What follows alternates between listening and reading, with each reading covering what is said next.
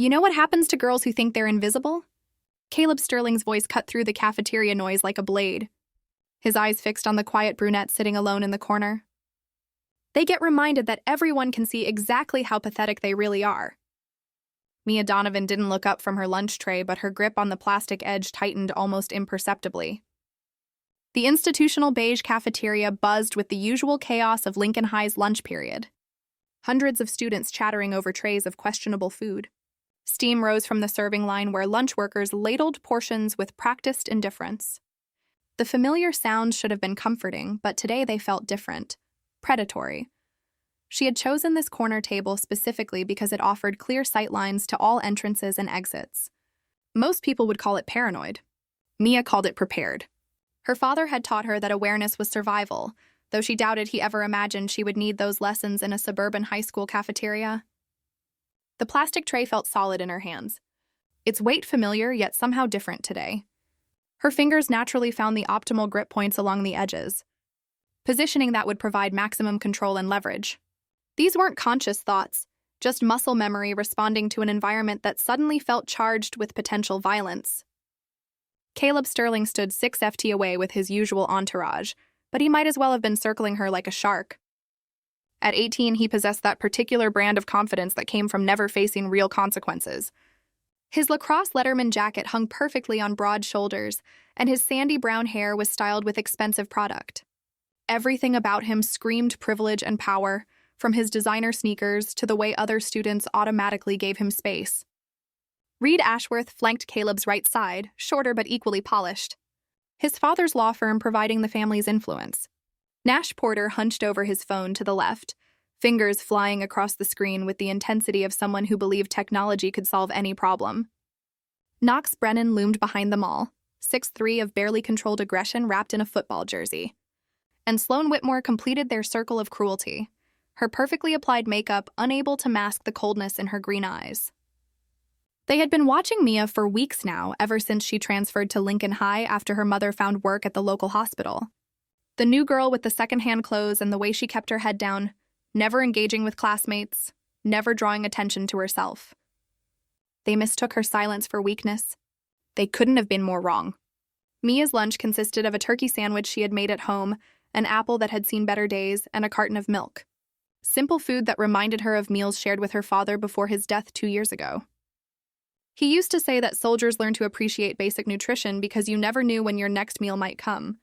She understood now what he meant, though she had hoped those lessons would remain theoretical. Her worn backpack sat against her chair, containing everything she owned that mattered. Textbooks borrowed from the school library, notebooks filled with careful handwriting, and a small wallet that held her school ID and exactly $17. Hidden in the wallet's inner pocket was a photograph she rarely looked at but never went anywhere without her father. In his military dress uniform, standing proud and straight, the medals on his chest telling stories she was only beginning to understand. The scar on her wrist itched slightly, a thin white line barely visible beneath her long-sleeved shirt. Most people would assume it was from an accident, maybe a fall from a bicycle or a kitchen mishap. They would never guess it came from hours of practicing knife disarmament techniques with her father in their garage. Learning to accept small cuts as the price of staying alive when faced with a blade. Caleb took a step closer, his expensive cologne mixing with the cafeteria's aroma of industrial food and disinfectant. "I'm talking to you, new girl. It's rude to ignore people when they're being friendly." Mia finally looked up, her dark brown eyes meeting his pale blue ones with steady calm. She had learned long ago that showing fear only encouraged predators, whether they wore enemy uniforms or letterman jackets. "I'm just eating my lunch."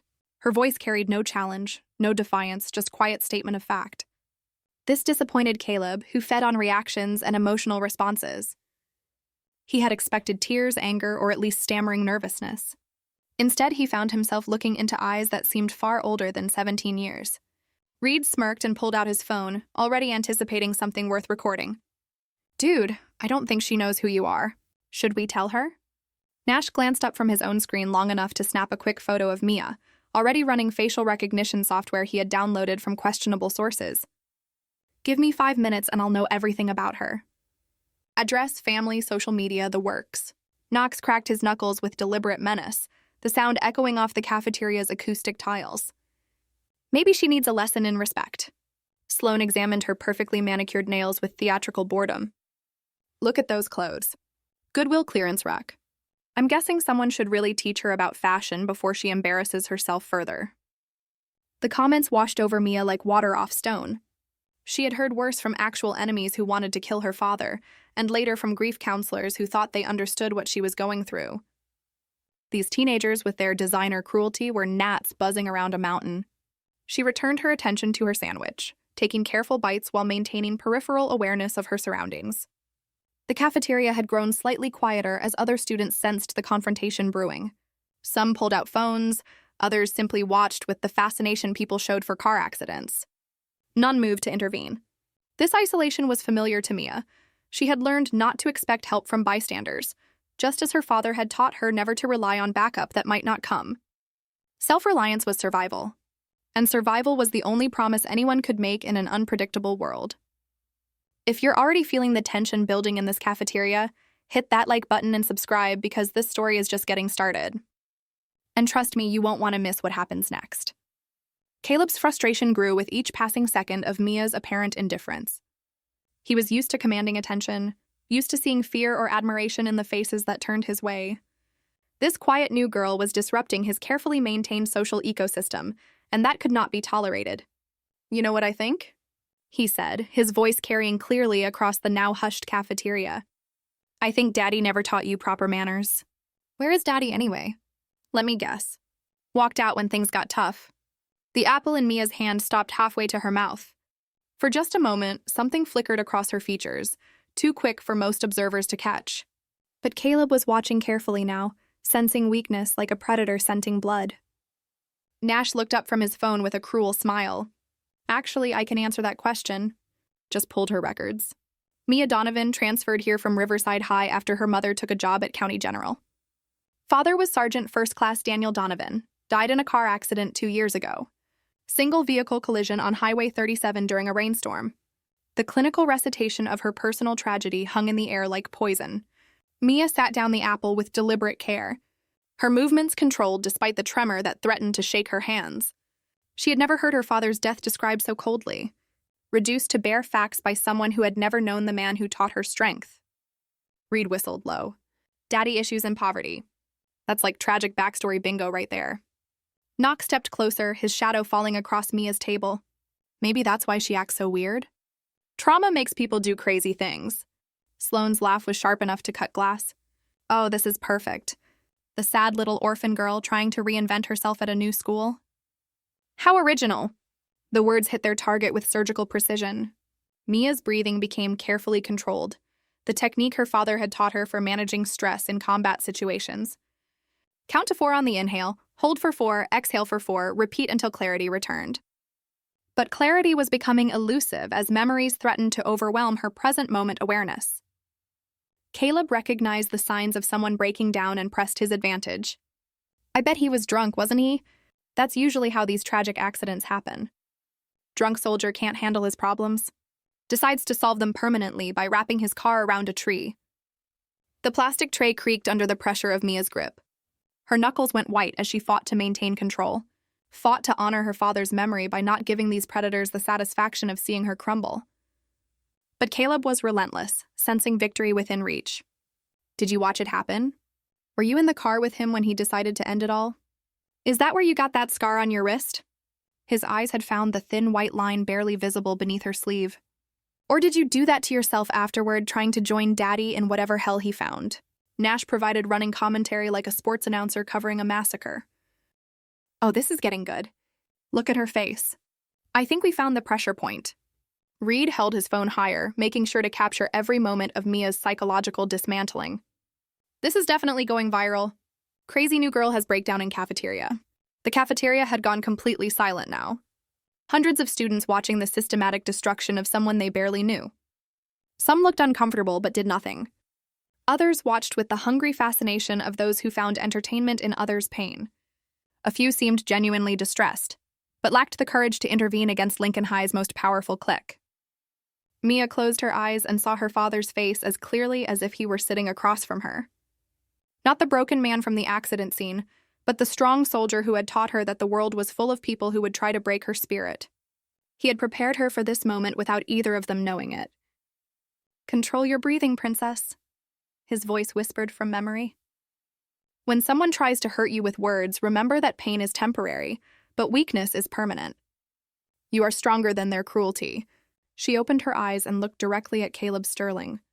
When she spoke, her voice was steady and clear, carrying to every corner of the silent cafeteria. "My father died serving his country, and he never drank a day in his life. He was driving home from my school parent-teacher conference when hydroplaning caused his accident. The scar on my wrist is from learning self-defense, which he taught me because he knew there would always be people like you in the world." The simple dignity of her response caught Caleb off guard. He had expected tears, screaming, or complete collapse. Instead, he found himself face-to-face with someone who refused to be diminished by his cruelty. This was not going according to plan. Knox stepped forward, using his size advantage to intimidate. "Nobody asked for your life story, freak. Maybe you should learn when to shut up." Sloane circled to Mia's other side, completing an aggressive formation that trapped her against the wall. "Seriously, your sob story is making everyone uncomfortable. Can't you just be normal for 5 minutes?" Reed moved to block potential escape routes while continuing to record. "This is better than cable. Rich kids versus tragic orphan girl. Place your bets on how this ends." Nash provided technical support, pulling up more personal information from sources he probably shouldn't have accessed. Says here she lived in base housing until age 15, military brat trying to adjust to civilian life. That explains why she's so weird. But Mia was no longer listening to their words. Instead, she was processing tactical information with the clarity her father had drilled into her during countless training sessions. 5 opponents positioned to limit her movement. Multiple recording devices capturing every moment. Crowd of witnesses but no allies. Environmental factors. Plastic chair. Metal table. Lunch tray that could serve as either shield or weapon. The muscle memory was automatic. Now her body shifting into ready position without conscious thought. Weight balanced evenly on both feet. Center of gravity lowered slightly. Hands positioned for optimal response time. To casual observers, she simply looked like someone who had finally decided to stand up. But anyone with combat training would recognize a fighter preparing for war. Caleb noticed the change in her posture and felt a flicker of uncertainty. Something about the way she held herself reminded him of the security guards at his father's political events, professionals who looked relaxed but ready. But that was impossible. This was just some traumatized teenage girl from a broken home. "You know what I think happened?" he continued, trying to regain control of the situation. "I think Daddy couldn't handle raising a freak like you, so he took the easy way out. Left you and Mommy to figure out life without him. Because he was too weak to deal with his problems." The words hung in the air like a challenge, waiting for Mia's response. Around them, the cafeteria held its collective breath, sensing that something significant was about to happen. Some students began reaching for their phones to call for help, though whether for Mia or for Caleb remained unclear. Mia stood up slowly, her movements fluid and controlled, despite being surrounded by 5 people who clearly meant her harm. The plastic chair scraped against the floor with a sound like fingernails on a chalkboard. She was smaller than all of them, appeared defenseless, and by every logical measure should have been terrified. Instead, she looked each of her tormentors in the eye with the calm assessment of a professional warrior evaluating threats. Her father had taught her that size and numbers meant nothing if your opponents underestimated your capabilities. Sometimes the smallest person in the room was also the most dangerous. "Last chance," she said quietly, her voice carrying despite its softness. "Walk away now and we can all pretend this never happened." What do you think Mia should do next? Drop your predictions in the comments below because this cafeteria confrontation is about to take a turn that no one saw coming. Caleb laughed, the sound echoing off the cafeteria walls like breaking glass. "Are you threatening us? Did the sad little orphan girl just threaten 5 people who could destroy her life with a single phone call?" Reed zoomed in with his camera phone, savoring what he assumed would be Mia's final moments of defiance before complete humiliation. "This is priceless. David versus Goliath, except David forgot to bring his slingshot." Nash waved his own phone triumphantly. "Already posted her home address on 3 different social media platforms. By tonight, everyone will know exactly where the crazy girl lives." Knox flexed his hands menacingly. "Maybe it's time someone taught you about consequences, little girl." Sloane examined her reflection in her phone screen with practiced vanity. "Honestly, this is getting boring. Can we just finish this so I can fix my makeup? But something had changed in the atmosphere around their small corner of the cafeteria. Other students were backing away now, creating a wider circle around the confrontation. Some primal instinct warned them that they were about to witness something unprecedented, something that would be talked about for years to come. Mia remained perfectly still, her dark eyes tracking each movement, each gesture, each subtle shift in positioning. Her breathing was controlled and steady, her pulse calm despite the adrenaline beginning to flow through her system. This was the moment her father had prepared her for, though neither of them had imagined it would come in a high school cafeteria. The lunch tray sat on the table beside her, innocent plastic that had suddenly become the most important object in the room. Her fingers brushed against its edge, feeling the weight and balance, calculating angles and force vectors with unconscious precision. Her father's voice whispered from memory, reminding her that any object could become a weapon in trained hands. But a weapon was only as good as the warrior who wielded it. Caleb took another step forward, bringing himself within arm's reach of the quiet girl who had somehow become the center of his world. His expensive cologne couldn't mask the scent of aggression and entitled anger. He had never been denied anything in his privileged life, and he wasn't about to start now. "You're going to apologize," he said, his voice dropping to what he probably thought was an intimidating whisper.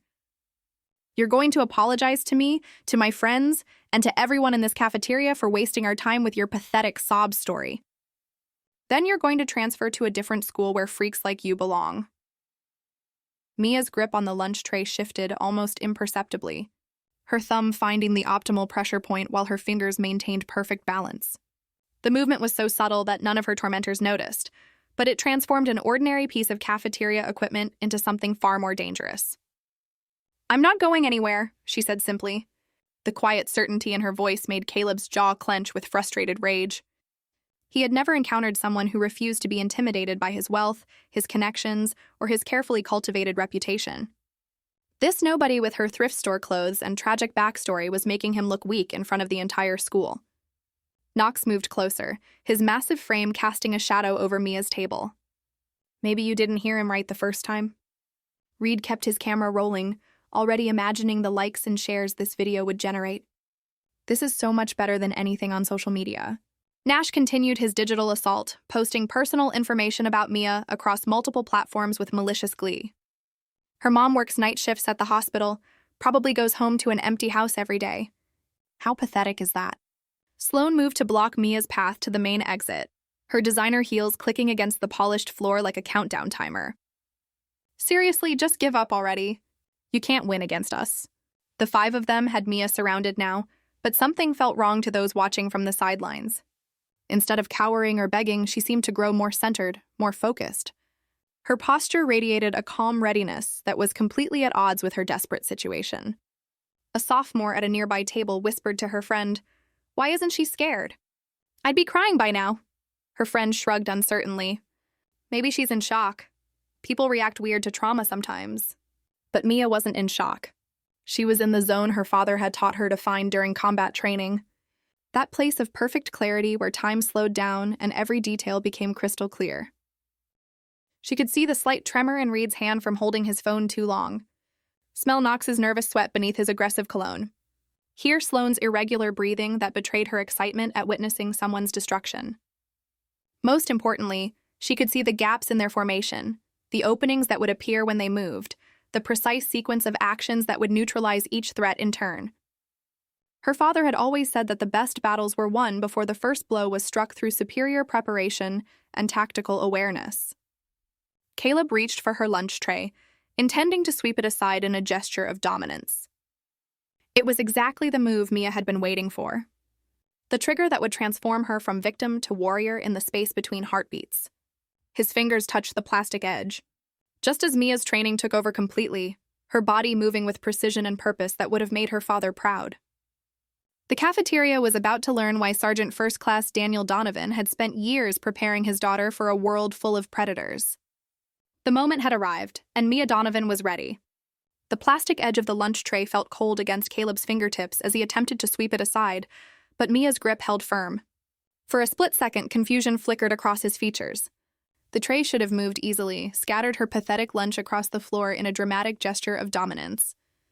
Instead, it remained perfectly still, as if bolted to the table.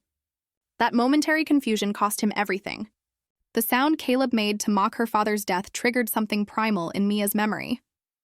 Suddenly, she wasn't in Lincoln High's cafeteria anymore. She was 15 years old again, standing in the rain outside County General Hospital while a doctor with kind eyes and terrible news tried to explain why her father would never come home. The impact was instantaneous, the doctor had said, his voice gentle but clinical. He wouldn't have suffered. Sometimes in weather like this, even the most careful drivers can lose control. But Caleb's version painted her father as weak, as someone who had given up. And that blasphemy against the strongest man she had ever known ignited something that had been carefully controlled for 2 years.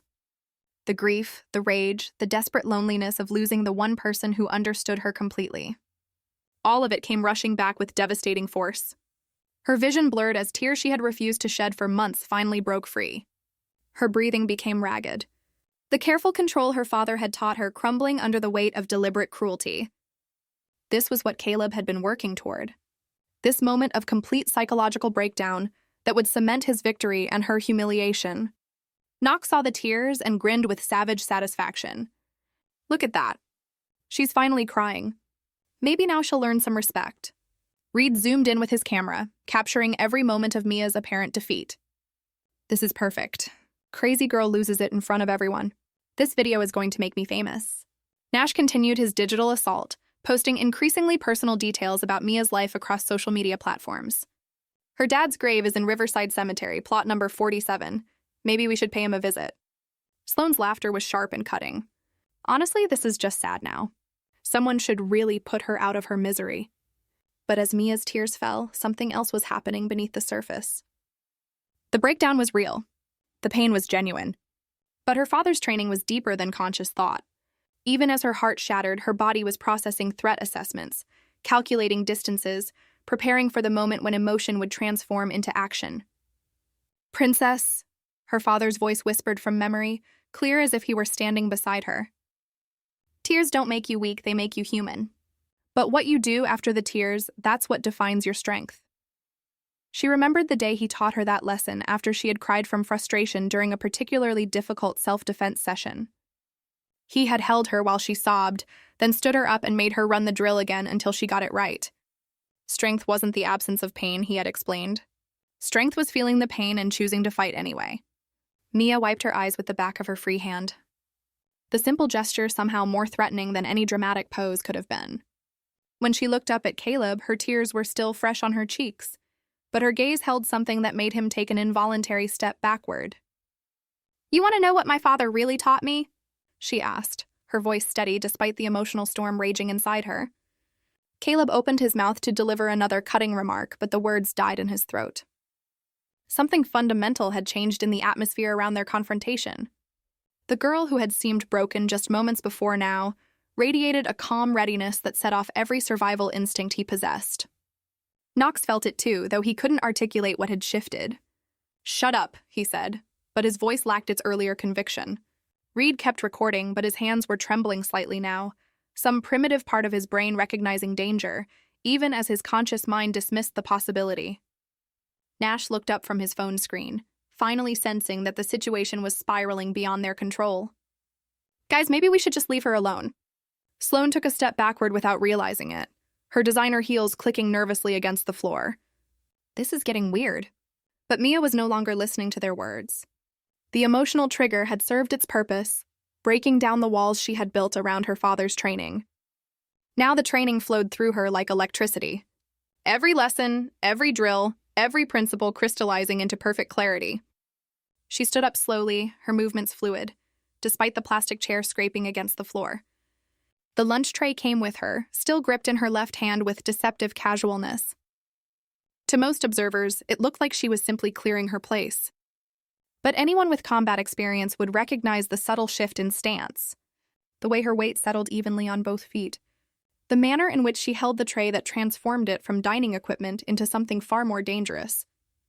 "He taught me that bullies like you only understand one language," Mia said, her voice carrying clearly across the now silent cafeteria. "And sometimes you have to speak that language to make them listen." Caleb reached for her arm, intending to grab her and reassert physical dominance over the situation. It was exactly what Mia had been waiting for, the aggressive move that would legally justify whatever came next as self-defense. The moment his fingers touched her sleeve, everything her father had drilled into her during countless hours of training activated simultaneously. Her right hand shot out with surgical precision, catching Caleb's wrist in a grip that immobilized his entire arm. Her thumb found the pressure point her father had shown her, applying exactly the right amount of force to cause overwhelming pain without permanent damage. Caleb's confident expression transformed into shocked agony as his nervous system registered sensations he had never experienced. His legs buckled, and only Mia's controlled grip on his wrist prevented him from collapsing completely. The cocky teenager who had dominated Lincoln High's social hierarchy was suddenly helpless in the hands of someone he had dismissed as weak. Reed tried to rush forward, still holding his phone camera, but Mia was already moving. She released Caleb's wrist and pivoted, the lunch tray in her left hand, sweeping around in a controlled arc that caught Reed in the solar plexus. The impact drove the air from his lungs and sent him staggering backward into a nearby table, his phone clattering across the floor as he gasped for breath. Knox roared with fury and charged forward like an enraged bull. His superior size and strength focused on overwhelming this impossible girl through sheer force. But Mia had been expecting exactly this response. She dropped low as he approached, her right leg sweeping out in a perfectly executed ankle sweep that caught both of Knox's feet simultaneously. His momentum carried him forward even as his foundation disappeared beneath him. He crashed into the table where Mia had been sitting, chairs scattering as his massive frame sent everything flying. The impact stunned him long enough for Mia to regain her footing, already tracking her remaining opponents. Nash stood frozen, his phone hanging limply in his hand as his brain struggled to process what he was witnessing. This wasn't supposed to happen. The quiet new girl was supposed to be the victim, not some kind of martial arts expert systematically dismantling his entire friend group.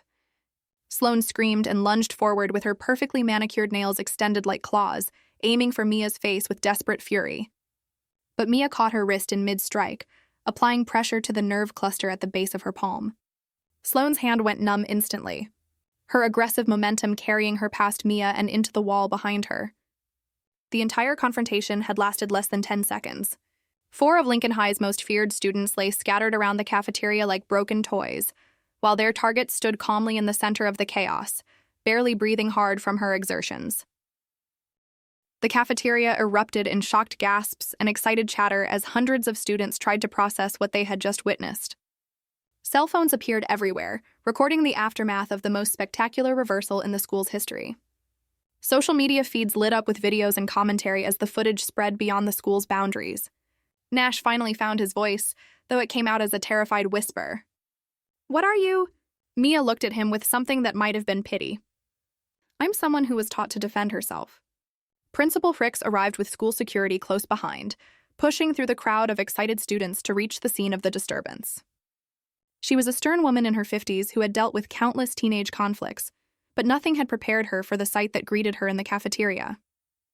Caleb sat on the floor holding his wrist, his face pale with shock and residual pain. Reed was still struggling to catch his breath, doubled over beside an overturned table. Knox groaned as he tried to untangle himself from a pile of scattered chairs. Sloane leaned against the wall, flexing her numb fingers with bewildered confusion. And in the center of it all stood Mia Donovan, still holding her lunch tray, looking more composed than any of the supposed victors of the confrontation. "What happened here?" Principal Fricks demanded, her authoritative voice cutting through the crowd's chatter. Before anyone could answer, dozens of students began talking at once, their voices overlapping in excited explanation. The consensus was clear and unanimous. Caleb Sterling and his friends had surrounded and harassed the new girl until she finally defended herself with skills that none of them had seen coming. Officer Martinez, the school's resource officer, studied the scene with professional interest. His 20 years in law enforcement had taught him to read the aftermath of violence, and everything he saw supported the students' account. The positioning of the participants, the nature of their injuries, the calm demeanor of the supposed aggressor, all of it pointed to a textbook case of self-defense. Principal Fricks pulled Mia aside while Officer Martinez interviewed witnesses and checked on the injured students. None of Caleb's group required medical attention beyond ice packs and bruised egos, but their injuries were clearly visible evidence of a brief but decisive encounter. "Miss Donovan," the principal began, consulting the file that had been hastily retrieved from the office.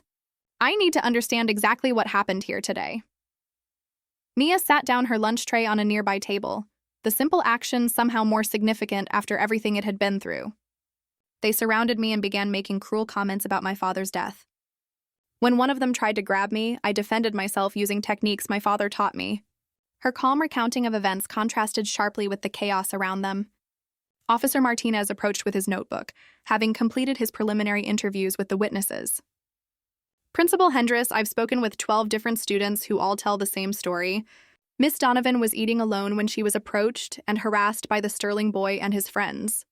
Multiple witnesses confirmed that she tried to defuse the situation peacefully before any physical contact occurred. The officer's expression was professionally neutral, but Mia detected a note of approval in his voice. The young lady only acted when she was physically grabbed, which legally constitutes assault and justifies her response under self-defense statutes. From across the cafeteria, Mayor Sterling arrived with the righteous fury of a man whose son had never faced real consequences for his actions. His expensive suit and political bearing commanded attention as he strode through the crowd of students and faculty. I demand to know why my son is being treated like a criminal when he's clearly the victim here, Mayor Sterling announced, before anyone could brief him on the situation.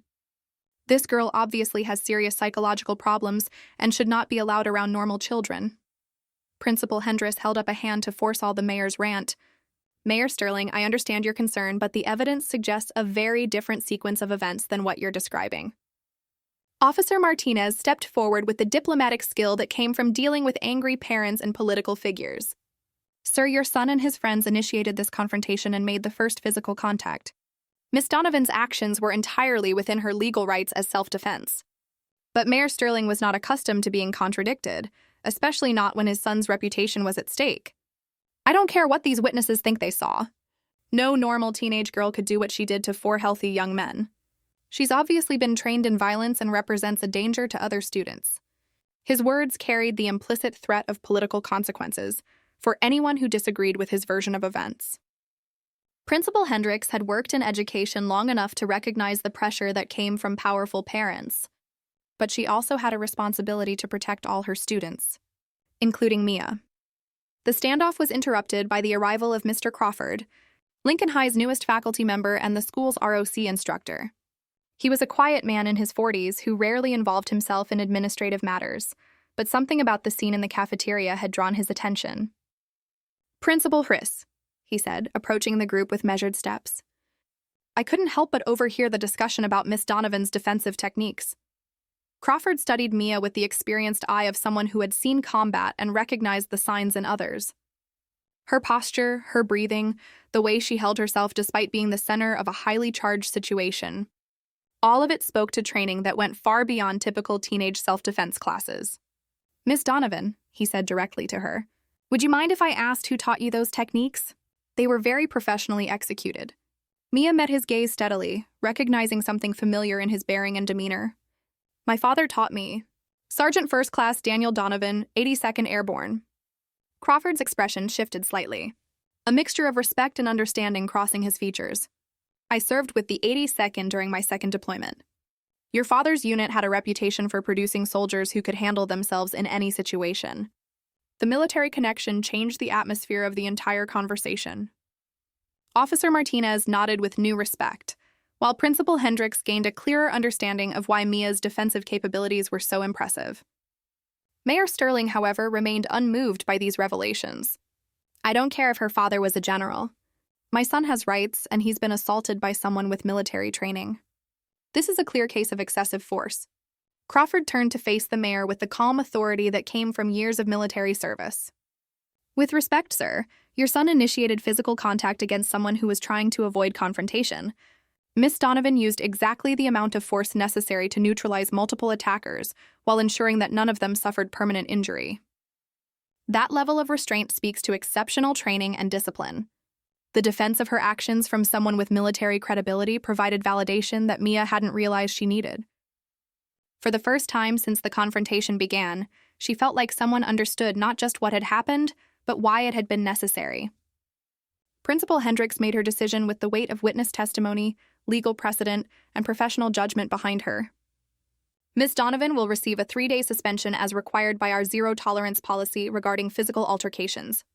However, this will be classified as justifiable self-defense, and no disciplinary record will be placed in her permanent file. The compromise satisfied no one completely, but represented the best outcome possible. Given the political pressures and legal realities involved, Mia would face consequences for her actions, but they would not follow her beyond high school. Mayor Sterling's face flushed with anger at what he perceived as insufficient punishment for the girl who had humiliated his son. This is not over. I'll be speaking with the school board and the superintendent about this decision. As the crowd began to disperse and normal cafeteria operations slowly resumed, Crawford approached Mia with something in his hand. It was a simple business card, cream-colored with minimal text. Miss Donovan, I think you might benefit from connecting with others who understand your background and training. This organization provides support and opportunities for military families, especially those who have lost loved ones in service. Mia took the card and glanced at it briefly before slipping it into her pocket. The text was unremarkable, just a name and phone number for what appeared to be a veteran support group. But in the bottom right corner was a small symbol that made her heart skip a beat.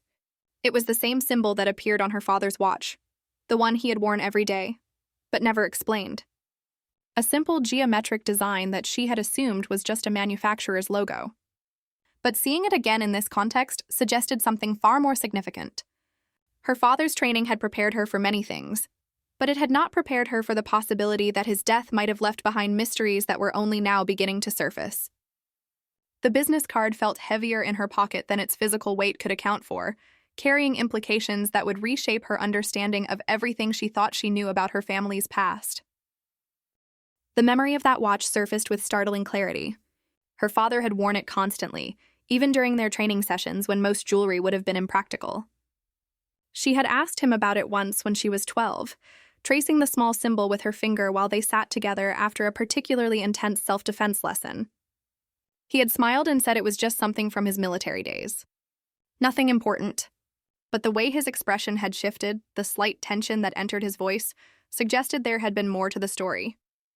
Now she wondered what else he had kept from her. The techniques he had taught her were certainly beyond standard military training, requiring precision and control that spoke to specialized instruction. His knowledge of pressure points, joint manipulation, and tactical awareness had seemed natural at the time, just part of what made him an exceptional soldier. But Crawford's recognition of her skills suggested a level of training that was far from ordinary. The cafeteria around her was slowly returning to normal, but Mia felt disconnected from the mundane reality of high school life. Students whispered and pointed as they passed, their conversations punctuated by the words amazing and incredible.